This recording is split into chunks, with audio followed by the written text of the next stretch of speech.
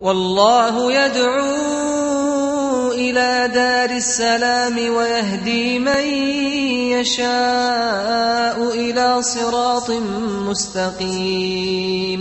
Yeah, we had a question from Sister Manal from the United States of America. She says she's a revert, a couple of years now, it's been 3 years, may Allah reward her and accept her. She said, I've been having some illnesses, it's been going on for some time, I've had all the tests done and everything comes out negative. Some people have started advising me that there's some sounds in the house and so forth. It may be jinn, they're saying. Her second and third question actually relates, I'm going to give you all the questions. She said, should I read into some water and then sprinkle it around the house? Should I read Baqara into this, surat Al-Baqara, or should I drink it? And secondly, she's asking when she's on her menses, because she wants to read this Baqara all the time, is she allowed to read this while on the computer, Sheikh? First of all, I would like to alert the viewers to a very important thing. Not every time somebody is ill or have some flu or has been through some difficulties, right away we say, oh, he's been possessed by the jinn, or the jinn is in their life or in their house. The jinn never around us anyway, whether we're good or bad. Everyone has a companion who's attached to him of the jinn. So through reciting the regular adhkar in the morning and in the evening, we receive a divine protection against any harm from the jinn and others. Through reciting surat Al-Baqara, the Prophet ﷺ said, لا تستطيعها البطلة. The sorcerers and the magicians can afford the effect of Surah Al-Baqarah. It's irresistible. So it's a wonderful surah. Also regularly in the morning and in the evening, reciting Ayat Al-Kursi. In the lengthy hadith of Hadith Abu Huraira, Satan advised him by saying that if you let me go, if you remember when I said that he used to steal from the charity, and Abu Huraira caught him several times and he said, this time I certainly have to bring you to the Prophet ﷺ. Said, Ya Abu Huraira, if I teach you something that's useful, will you let me go? He said, so he taught him that in the evening recite Ayat Al-Kursi.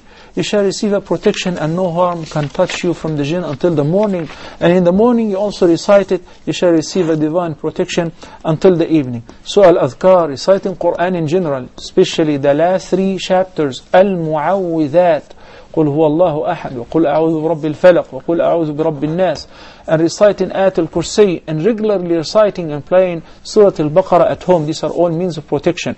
Al-Ruqya, which is prescribed by the Prophet ﷺ, is highly recommended whenever a righteous sister or one of those whom you trust would come to visit you and recite these adhkar and these verses upon you and ask Allah to cure you. That's all valid. What if the illness still persists? This is all a test from Allah subhanahu wa ta'ala.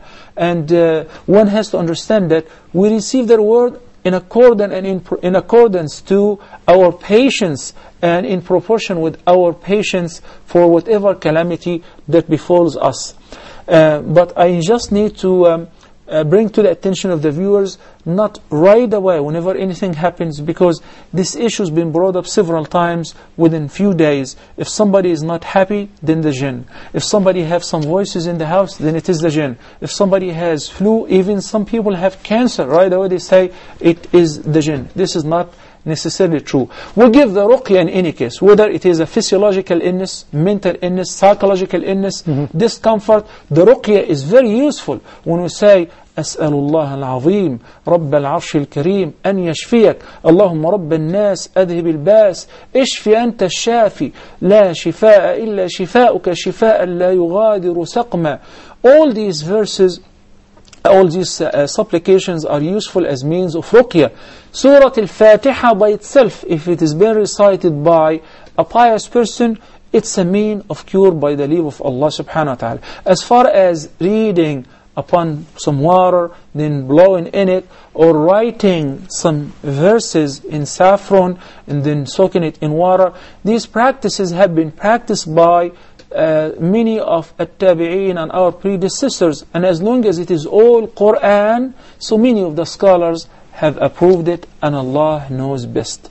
As far as your recitation of the Quran during your period, only if you are a person who have memorized some chapters of the Quran and you're afraid to lose them. You want to revise them regularly. If you are a teacher of the Quran, if you are a student of the Quran and you have to do your assignment, it is allowed. But according to the vast majority of the Muslim scholars, it is not permissible for a woman during the menses to touch or to recite the Quran as a mean of ibadah.